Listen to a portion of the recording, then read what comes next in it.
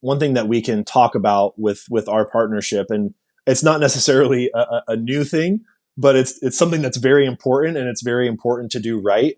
And especially with a site like SparkLab, the login user interface and user experience is something that we're going to take very seriously. And if you're not in that space, if you're not in the development space a lot, you're kind of like, it's something that you do hundreds of times as a user. You're like, oh, username, password, or email password, or log in with Facebook. We've done it. We've done it hundreds, if not thousands of times, and we've had good and bad experiences with that. And so, Thaddeus and I are kind of putting our heads together to say like what, and then not even just that, but also like, okay, now we're going to integrate some form of NFT portion to that. And how do all of those pieces work together? And it's super seamless, and the user just experiences something that's 1, 2, 3, and you're ready to go, and you're ready to enjoy the content or any of those types of things. So that's kind of step one to really master before we go live with this. And I will say, for those that are listening, if you haven't heard a lot about the project, but one thing that we're doing, I think that's somewhat unique in this space, is whenever the NFT collection is released, like, it's going to be a day one deliverable. And what I mean by that is, when you buy the NFT, you will have access to the content.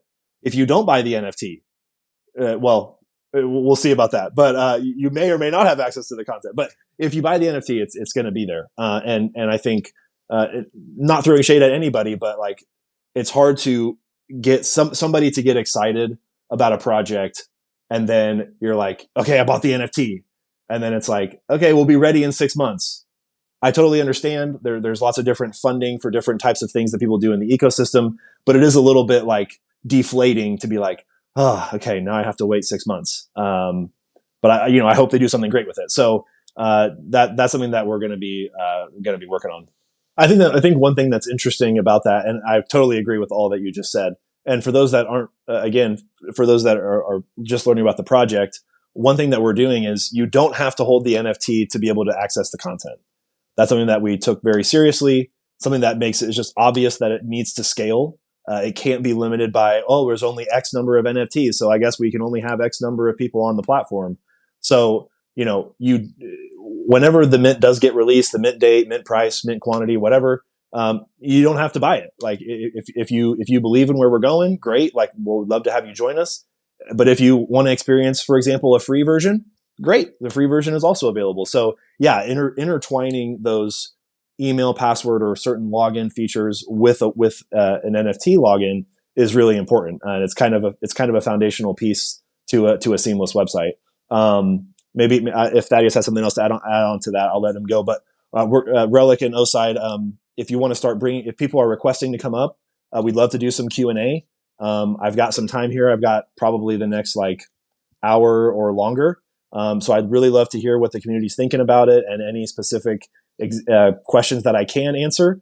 We'd love to be able to kind of field some of those and do that. Yeah, that's a great question. The ideas that we are bouncing around, none of these are final.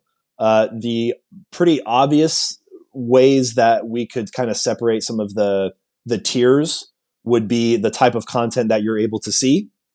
So as an NFT holder, you would obviously have the full access.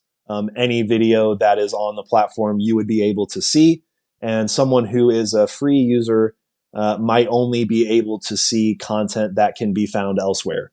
So if you guys have heard me talk about this, one of the main ways that we're splitting content is one being non-exclusive or curated, which means you can find it on YouTube, you could find it on a Twitter Space recording, whatever, and it's now available on the SparkLab. And another version would be exclusive content that is, owned by the SparkLab from other creators or projects, and you won't be able to find that anywhere else. So I foresee a free user not being able to experience the exclusive, but they could still have the ability to go to the SparkLab as an alternative to YouTube, to not get distracted or down a rabbit hole, or to just feel out if they want to be an NFT holder at some point. That's a good question. I think that's going to be a really delicate balance. I don't want to necessarily be the gatekeeper but I also want to have a certain level of excellence on the platform. So yeah, so at least initially, right? As a version one, as an MVP, you want to start with a test sample, and especially as you go towards this is not just for Cardano. So as you go towards other chains, you have to be more careful of like just trying to vet people a little bit more. I don't foresee it, at least initially, as a place where anyone and everyone can post a video or something. But bringing on like, hey, I think you guys, your team or your project or you as a creator, bring something that's valuable, and like we want to bring you on. I think it could be in the form of somewhat of an application process, as well as like the team and the community just saying like, hey, have you seen this person? Maybe they only have 150 subscribers, or they have a Twitter space that's kind of up and coming. Yeah, I'm totally open to, if somebody is, I guess maybe the prerequisite is like, if someone's really bringing value, not just like 100x gains, pump my bags kind of stuff, then yeah, they probably have a place. They probably have a place on the platform. I think there's a few more variables that we have to really solidify before we can like announce a full date. And I can kind of speak to what we're like, the stage that we're currently at. With I don't think that's kind of too crazy. The one thing that we're taking very seriously is the legal aspect of a platform like this. YouTube and others spend a lot of money, bringing lawyers and looking at contracts and those types of things. I'm not necessarily worried about taking. I don't want to take advantage of a creator or project, and I don't think I hope that projects and creators won't take advantage of me. So that's one piece that we're nearing the end of. So hoping that will be finished here within the next week or two. Then we can start, signing people and getting, we have a lot of verbal commits, and then that will kind of push us into, okay, these are actually signed, contract closed, and we've kind of got them under contract. Then we can, work on populating the site with their types of videos. And so then there'll be a period where we're kind of building out, feeding the library with their kind of stuff, because we're now allowed to use it, all that kind of, that deal. And then also on the other side is similar to the partnership with Wildtangz. Like, okay, Thaddeus, let's kind of plan out what we want as an MVP version one. And, how much time is it going to take for us to get there? Maybe added, a week or two of lead time, just in case anything kind of goes crazy. And yeah, that gives us a good idea. On the NFT side, I think we're pretty solid. We're pretty much done on that arena. So that's pretty good. And you also want to leave in some time to do some marketing and to get on different shows like, Thor and Freedom 35ers, and kind of pick your Twitter space person and your Cardano person, and would love to share more from with those guys and to get their thoughts and feedback as they ask me questions about it. So those are kind of the three main pieces we're looking at before we can really set an official date. But kind of as like a general like umbrella statement, end of quarter one seems pretty reasonable. But yeah, so March or April. I put a lot of pressure on myself, as you have probably seen, like with the way that I structure my videos, or the way that I try to be very careful with just different things like that. How I try to carry myself. So, when it comes to this type of project, and really other than like, the YouTube channel memberships in terms of like the little $5, $1 a month kind of things, I haven't really asked anything from the community. So to have something like an NFT project be like, a pretty sizable, like, hey, I'm going to be building this thing, starting this thing. I don't take it lightly that like I'm offering this as a service, but also like, hey, this is going to be like, your community is backing you on this. And, I take it very seriously. So thank you. What's funny is like, I just took that off like a week ago because what I see here. Yeah. I mean, I love it that like, you would want to support me in that way. I see the Spark Lab being like a channel membership times like a large multiplier. So I didn't want to continue to promote that channel membership when I knew like, hey, Spark Lab is coming and it's going to be like way bigger than just me as a content creator. and more valuable to the user across different projects and creators. So I kind of like stepped down from kind of including it in every description and like talking about it. And so it's funny that everybody's like, "Hey, channel membership, I'll send you the link. Yeah, I'll put it back in, but don't feel like you have to." Yeah, I mean that's kind of the $1 million question, right? So the Spark Lab came out of just like it came out of personal experience. I think a lot of innovations or a lot of ideas come out of like something that you are like frustrated about, or something that you've kind of come across and you're like, why does this keep happening? And so really, and I've shared this in some of the previous videos that I've done, but like there's been seriously so many times that I've gone to YouTube thinking I want to watch something about crypto or NFTs or Cardano. And so many times I get there and I get distracted by another video. And I'm like, man, so much time is lost trying to find this stuff, even though I'm subscribed, even though, whatever, notifications on, blah, blah, blah, like all the stuff that YouTube tells you to do.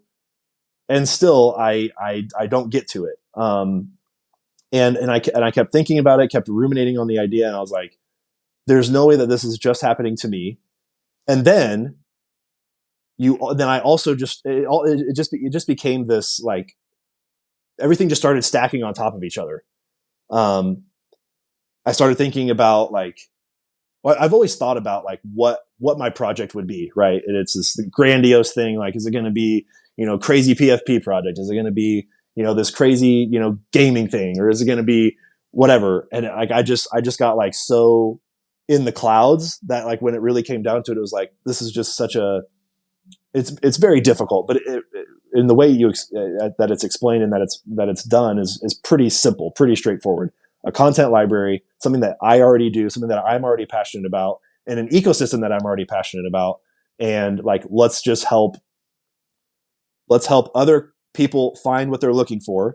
Let's help content creators get more traction. Let's help projects get more attention to their projects that are actually doing something. Like, it's like so many different wins stacked on top of each other. And then personally for me, and I just fully doxed myself on the YouTube channel tonight. So I'm a marketing manager for my day job. So like, I know marketing, I know paid marketing. I understand that world very well. Previous to my marketing experience, I was an educator. So I went to school for education. So I understand that world very well. Like, what is a content library? It's a mixture of education and like getting people to come to your platform. It's like a perfect match. And so on top of networking, right? So like, you have to then bring people that you know, or that know you, to like come on. And it's like, wow, that's like the trifecta of where I am currently. And so it's like, man, this is just such a crazy idea, crazy interesting, and let's try to make something out of it. I am not saying, I don't want people to hear me and say like, oh, Blake is going to sign all these people and projects and they're all going to leave YouTube and they're all going to be on the Spark Lab. That's not what I'm saying. I think YouTube plays a very important part in our ecosystem to bring new people. Like, they might search Cardano, they might search CNFT, they might search Cardano NFT, or they might search Cardano DeFi, whatever. Like, I don't want to migrate everybody off of YouTube, because that plays a very important role, top of the funnel, new people. So, and it's not just, and I'm not only going to be on my own platform. I'm still going to do the weekly market updates. I hope to still do maybe another like video a week or something as well. I obviously haven't been doing a supplemental video very often, just as I'm trying to get this thing off the ground. But yeah, it's going to be other content creators, other projects that you know about, and maybe new ones that you don't. It really is just very open-ended in a good way, not in like we're unclear. It's just like, there's literally like, the ceiling is so high in terms of like, what content creators do you bring on? I don't know. Like, there's so many of them. What kind of projects? Like, there's a lot of really great ones that are doing something. What about someone who's brand new to being content creation? Great. Let's bring them on. Let's give them a platform, and let's like get, like, it's already difficult for me to get, whatever, people to watch or whatever. Like, imagine somebody who has 10 subscribers. Like, if they have the talent, if they have the skills, like, well, yeah, let's bring them on and let's give them, let's pump them up, really. and like kind of boost the difficult times or the anyways. So yeah, and then if someone else was talking about you said there was something else about the supply. We're I think we're almost ready to talk about supply. I guess I'll say it's tentative, but we're pretty much locked in on 1,000 right now for the NFTs. Yeah, and some people might have noticed in my recent market updates, I've been a little bit more. I've been scrutinizing them a lot more, and I think before I really couldn't say a lot because I wasn't a project founder, right? It's like, okay, you're just a guy on YouTube and you're kind of bashing these guys for a project that they're trying to get off the ground. And now that's on the other side as well as on the content creation side, I can say like, hey, I'm not going to ask for anybody's money until they see my product in some form, right? You might not have to go as far as a day one deliverable because you're trying to build a AAA Web3 game. I don't know. I'm just kind of giving an example that's kind of grandiose. And so, yeah, you're going to need some initial funding to make that happen. But when it comes to a MVP for a site like this, yeah, you're going. I've personally funded the development up until now. So there's that. But and I'm grateful to be able to be in a position that I can do that. And then like you are going to see what the site looks like before you decide to purchase the NFT. And I find that to be a really important, thing for my project. And now that I am doing that, I want to push other people to rise to that standard. Again, whether it's initial concepts or mock-ups or outlines or different flow charts, infographics, like we've got to really step up and push other projects to kind of get closer to that instead of like, hey, give us the money and then we'll like work on making this happen. So yeah, I'm really excited about the day one feature. I feel really good. Again, as we've already said, there's been a ton of positive sentiment. There's been a ton of people that are really excited. I think it's hard to know exactly how many people are in Discord. I mean, everybody has to battle that, right? You've got alternate accounts, you've got different things like that. But I think we really like tackled it really quickly. Like Relic did a lot of work on the Discord moderation side to make sure that doesn't happen as often. We're coming up on 2,000 members, and so yeah, and there's still a lot of whitelist spots left. I'm trying to protect the community art from the beginning. Again, if I really wanted to sell this out, I could just make it a public mint and it would sell out. I don't know if that sounds like it's bragging, but I think, I could set a price point and be like, yeah, I'm selling 1,000 of these and like go for it in the public. And it probably would get botted to no end. And yeah, I would, the team would have the money they need to take this to the next step. I don't want to do that. I want to be as much one-to-one whitelist as I can possibly do. And then I'm going to let, the community decide whether they want to try to do a quick $10 profit or whatever, like if they want to do the paper hand or if they want to be like, hey, I'm in this and I'm ready to go. So I feel really good about that portion. I feel good about the Discord community's growth. The thing that I thought was interesting in terms of like, Jason just released a video a couple of weeks ago, before he launched his Jelly Cubes in the Block Investment Group, talking about how like anxious and, he's not sure if it's going to work out and all that kind of stuff. And, I think every project founder or every person who kind of goes out into like a, entrepreneurial endeavor kind of has those, thoughts and anxieties. And so, yeah, there are nights when I'm like, man, I hope this works out. And like, am I going about it the right way? Am I thinking through all the different variables? And so yeah, you just want it to be so successful. And so you just work really hard to make it a possibility. But overall, I'm feeling really, really positive. I'm really excited. No, we haven't locked in the price. That'll probably happen like 2 weeks before mint. We want to get like a very accurate kind of lay of the land in terms of, okay, how much interest do we have?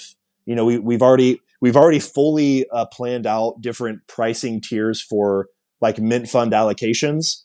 So, hey, this is what we want to do with the minting funds. And that includes, I'm pretty sure I can say this, not paying me. So all of it is going to go into increasing our runway for the project. So how much what does a creator fund look like? I'm established here in the United States, and I'm incorporating, like, limited LLCing in the United States. So you have Uncle Sam's going to take his share out of that, and some of the other pieces that you want to make happen. And so we've already built out a few different price tiers for what we're comfortable with selling the NFTs for, because the way it currently stands right now is the NFT is going to be unlimited access.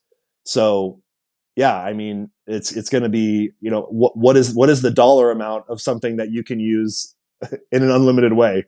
It's pretty hard to put a price tag on that. One whitelist, one mint. It's kind of funny that they're also both content creators, but imagine a CT793 or a Jelly Cubes in terms of quantity and price. It's going to be somewhere in that ballpark.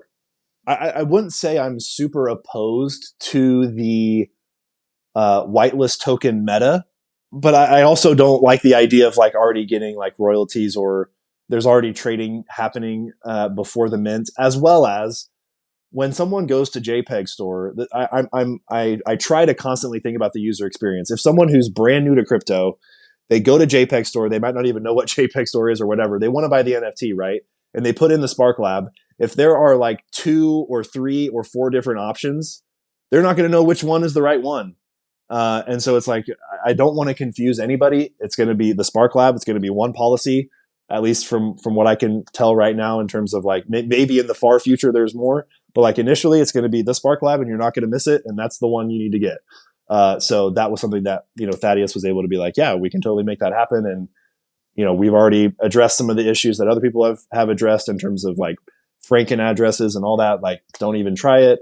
And it's, Thad's going to do his work on that, and everybody will be able to, if you have the Spark role, because the one thing that I did, if people don't know, is if you had joined the Discord before, I think it was December 27th, basically before I made the public announcement, if you had already joined my Discord and then kind of supported me in that way, I gave you a role that gave you a whitelist.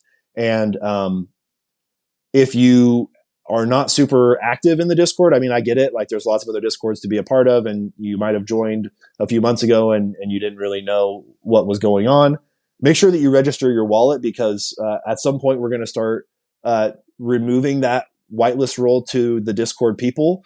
If you're not going to register, that's totally fine. I understand. You might want to go for the free version or whatever. But yeah, we're going to start handing those out to people who want to be a part of it. So don't kind of just wait on it.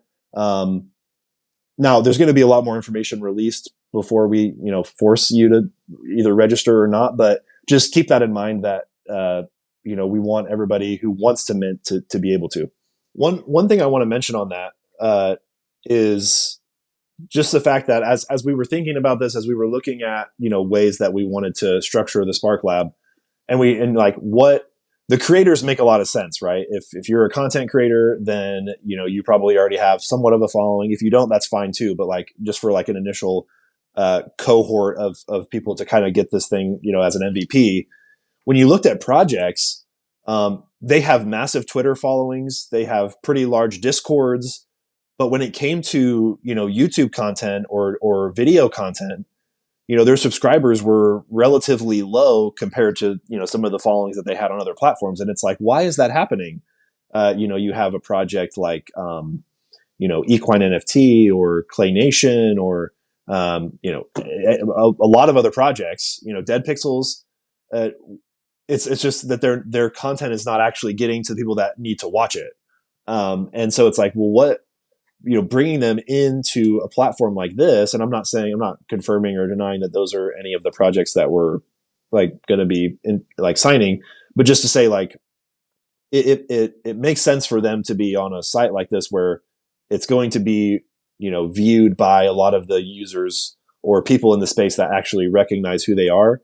I guess the caveat in that example in Cardano NFTs is you got like, Cornucopias. They've done very well in their YouTube subscriptions, and they've grown their channel in a very organic way, and they've been able to do a lot of these Kopi cafes that have brought a lot of attention. But even them, it's like, if there's another place where you can also host your content, like, it's kind of a no-brainer that it would be something like that. So Um, I think it's going to be huge for projects too, to get their stuff out. And Thad was already kind of mentioning that as well as earlier in the space about having some of their content on the current for those that are just joining in. The current news is that Wildtangz is going to be partnering with the Spark Lab to help with the website development as well as some of the the content pieces. So that's huge. As well as I fully doxed, I guess you could say in air quotes, where my name is Blake Bauman, and I kind of shared my LinkedIn profile. You can go to LinkedIn and type in Blake Bauman, and you can find me there if you want to do that kind of research. I'm pretty harsh on projects that are starting out, and I like to get that kind of information if they're going to be asking me to help them start their project with whatever liquidity ADA that I give them. And so I want to also hold myself to that standard as well. So those are kind of the big pieces of information. I am working on writing up a we're affectionately calling it the Spark paper. That is going to be something, I don't know if it's going to be ready by next week, but it is something that's being written currently, and that will help have a text version. I'm not totally opposed to text, but that's going to be kind of a written version of where you can find a lot of information about the project before we launch, and we'll give you some additional details of what's going to be happening. If you haven't joined the Discord, we already have like a how to whitelist section and an FAQ section, so that can also be a helpful resource for those that haven't joined the Discord yet. Discord/the Spark Lab. Anyways, yeah, I'm going to call it here. Thank you guys. There will be other Twitter Spaces. If you haven't followed the Spark Lab Twitter page, of course, that's right here for you. Very excited. Lots of details to come. We're working on building the best possible platform. We're getting this off the ground, and we love that you guys are along with us.